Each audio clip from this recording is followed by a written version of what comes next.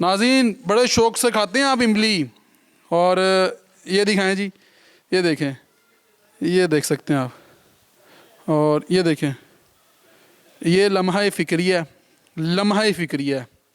और ये ज़ंग आलूद जो है ये इमली है, जिस पे इस वक्त गंदगी और गलाज़त आपको नज़र आ रही होगी। और वो देखें, ये सामने इमली देख सकते हैं आप, ज़मीन पर पड़ी हुई है। और ऐसे ही इसको बनाना है और उसके बाद ये शॉप्स पर जाती हैं।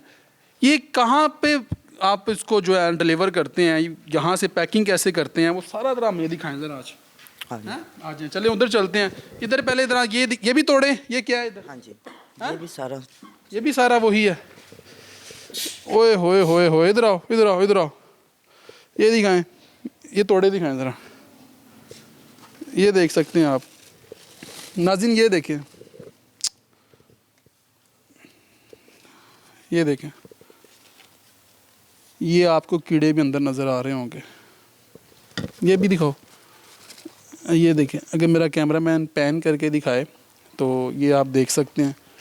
और ये किस तरीके से यहाँ पर इमली बनाई जाती है और तैयार की जाती है।